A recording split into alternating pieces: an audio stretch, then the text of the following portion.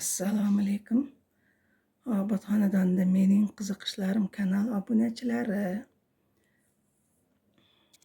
Hammanglar yaxshimisizlar? Yaxshi yuribsizlarmi? Charchamasdan, uy ishlari bilan gullaringlar yaxshimi? Hammanglarni. Mana men endi hozir sizlarga bugun Xudo xolisa yakshanba qilayotgan ishlarimni ko'rsatay bir. Mana hozir endi Mamlaqa idishda, 5 litrli idish. 5 litr menimcha. 5 litrlikni mamlaqa olib kelishgan. Dungan achchiq garmdori bor. Mana. Shuni mamlaqa kichkina bankachalarga solib qo'yibman. Mana. Mana bu yerda yorug' tushganiga yaxshi ko'rinmayaptimi? Mana. Xolodilnikka qo'yib qo'yaman. Chunki bu yerda turibdi-da, bu yerda aynib qolishi mumkin endi. Kun issiq, kun sovimayapti. Buni mazasi shunaqa yaxshi, achchiq bo'lib, achchiq emasda. Ovqatga qo'shib bemalol yeysiz. Mana hozir men bitta 1 litrliga qolganini solib qo'yaman. Hammasini xolodilnikka qo'yaman. Xo'sh, keyin bundan keyin qiladigan ishim osh qilamiz bugun. Loviyali osh qilaman, Xudo xolisa. Loviyali osh qilamiz. Keyin vaqtim qolsa, mana sut olib keltirib qo'ydim. Boshqacha sutlar ham bor, pishiriqqa mana bu sut yaxshi. Tak. Vaqtim qolsa kechqurun bulochka pishiramiz. Xudo xolisa. Mana bugun ishlarim ko'p. Bugun oshxonadan chiqmasam kerak. Bugun kechasi to'polonchimiz keladi, Xudo xolisa. Ertadan yana baqir-chaqir boshlanadi to'polonchimiz bilan. Mana.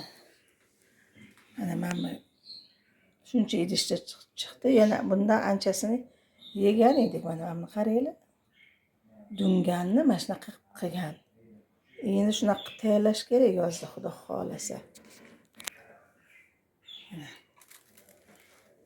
Tak. Men bitta loviya qaynatib qo'ydim. Bitta qaynatib tashlayman, chunki qorasi chiqib ketishi mumkin. Lekin buni qorasi chiqmadi. Bu qorasi yo'roq ekanda. Men bitta go'shtni olib qo'ydim eritishga. Men bitta yana xamirim bor.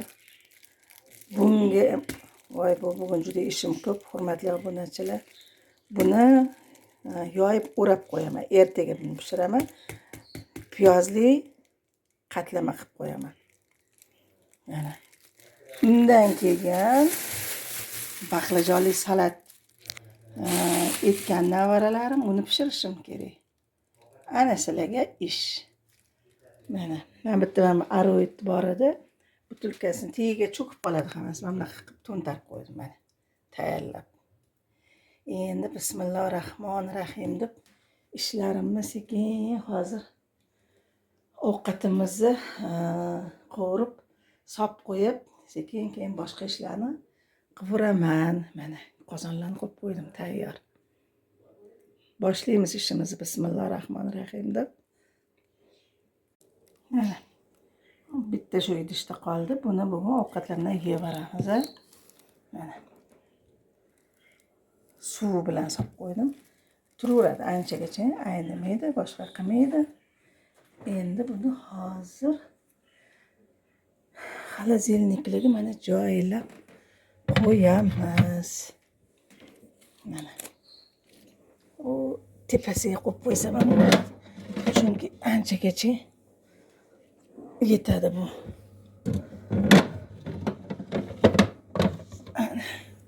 Mana u tepasiga qo'yibman. Shu yerda turadi.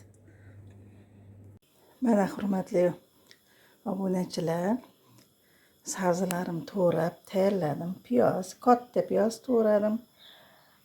Salkam 1 kilo sabzi. Go'shtimiz, bilasizlar, qo'y go'shti suyli, ko'p suyli bo'ladi. Sal qovurg'ali suyakli aralash ekan. Shuning uchun ozgina tovuq go'shti ham sovaraman. Yog'imni solib qo'ydim. Hozir qani mana dumba yog'iga qilaman. Bismillahirrohmanirrohim deb hamma tovuqni qizartirib olaman. Tovuq qizarmasa oshga oqishib qoladi. Sachrayapti.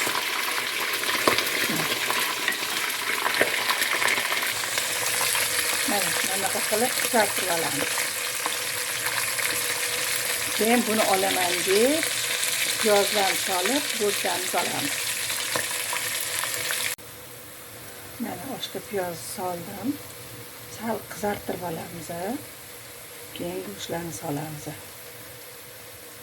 Bugun xudo xolasa bunaqa loviyali osh bo'ladi. Rosa mazali bo'ladi bu. Mana hurmatli obunachilar, go'sht, dumbani ham qo'ravardim. Endi hammasini birgalikda qovuramiz. Suyakli go'shtlar ham bor.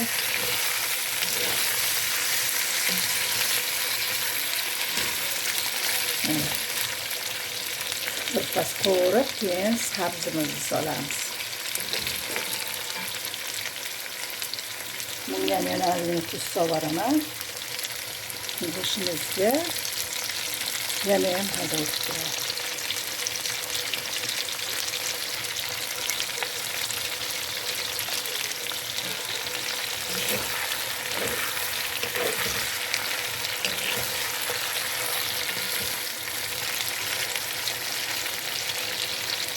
Mana endi hurmatli obunachilar, sabzimizni solamiz. Qizil sariq aralash.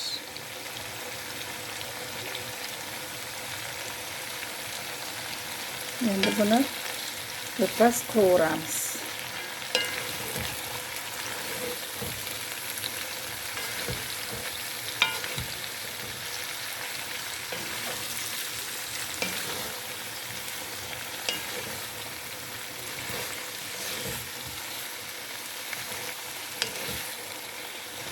Shunaqa qilib yaxshilab qovurib olamiz.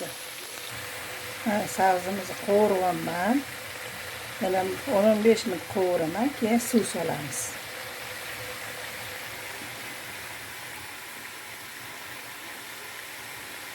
Hurmatli, mana o'rtoqlar, juda ham chiroyli qovurildi. Endi bunga suvimizni solamiz. Bismillahirrohmanirrohim deb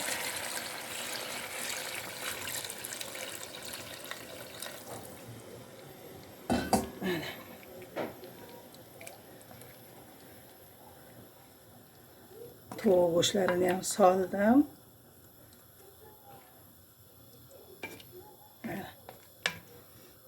Zirvelari juda chiroyli chiqdi. Xudo xolasa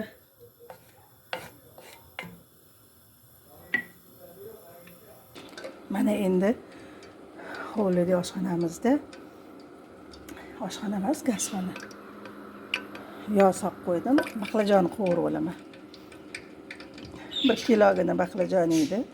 Hozir un bilan aralashtirib qo'ydim. Kraxmalim qolmabdi. Endi kraxmali yo'q deb o'tirmayman, shartta un bilan aralashtirib qovurib tashlayman. Mana bunaqa qilib qovurib olaman. Un bilan ham yaxshi chiqyapti. Mana. Ja qarsildoq bo'lmasa ham mazasi yaxshi. Yeyishdan boshqasiga yaramaydi, deydi-ku. Mana hurmatli obunachilar, men baqlajonni Diyoriga berdim. Diyora aralashtirib qo'yibdi. Videoga olishga uspet qilmaman. Mana pomidor to'radik. Kashnich zelin to'radi. Bor narsadan qildik-da. Aroid soldi. 3 qoshiq soldingmi? Mana shunaqa qilib. Bu ham bitta mazali salat. Juda kasr-kusur bo'lmasa ham, lekin mazali chiqdi. Hurmatli o'rtoqlar. Mana 1 kilo kamlik qilar ekan, 3 tagina tarelkada chiqdi. ko'proq qilsak bo'larkan. Yana pishiramiz, Xudo xolasa. Hammanglar qilib tayyorlab ko'ringlar. Endi hozir Xudo xolasa oshni guruchini ivitamiz oshimizni damlaymiz keyin. Mana hurmatli obunachilar, guruchlarni ivitib qo'ydim. Endi hozir suvlarini to'kdim. Endi mana oshlarimiz ham tayyor bo'lib qoldi. Hozir guruch solamiz. Bismillahirrohmanirrohim deb loviyalarni ham soldim. Loviyani ko'rsatmadim. Loviyalar pishib yotibdi. Loviyali osh bo'ladi, Xudo xolasa. Mana guruchlarni soldim. Hozir qaynab chiqqandan keyin ko'ramiz. Ivitib qo'yaman, chunki bunga suvini o'zi ham yetib qoladi. Bo'lmasam juda bo'shashib ketib qoladi. Mana guruchni ustiga ozgina yana tuz sepib bordim. Guruchga ham maza o'tadi. Hozir mana shunaqa qilib dimlab olamiz. 5 minut qopqog'ini qo'yib, guruchni yetiltirib olamiz. Mana 5 minut. Mana bu yerda bunaqangi sokli bodringlarimizni o'zim yopganim. Bunaqa piyozlari bilan, garimdorlari bilan solib tayyorlab qo'ydim. Oshga qo'shib buni yeymiz. Mana guruchim ancha yetilib qoldi. Suv solmadim, o'zini shu suv bilan yetilyapti. Chunki ivitib qo'yaman-ku. Biz yana 5 minut turadi, keyin dimlaymiz.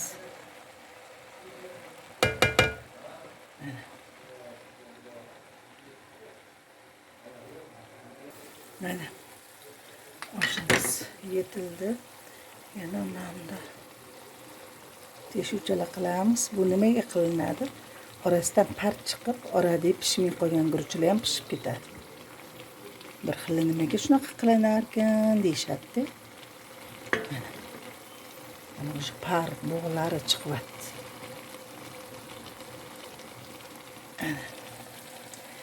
Endi tovuqimizni solamiz. Dimlayotganda yoqqa qo'ydim. Mana bo'ldi. 20 minutdan keyin suzamiz. Mana hurmatli obunachilar, oshim pishdi. Endi hozir aralashtirib suzamiz. Mana hurmatli o'rtoqlar, oshlarimiz pishdi. Kattalaganga suzdik. Hozir o'tirib yeb olamiz salatlar bilan. Hammanglarga yoqimli ishtaha. Hammanglar osh palovini qilib yeb olinglar. Shu bilan bugungi videolarimiz tamom qilaman. Obuna bo'lmaganlar obuna bo'linglar, layklarni bosib qo'yinglar. Kommentariyalar yozinglar. Keyingi videolarda sog' salomat ko'rishguncha xayrlashib qolamiz.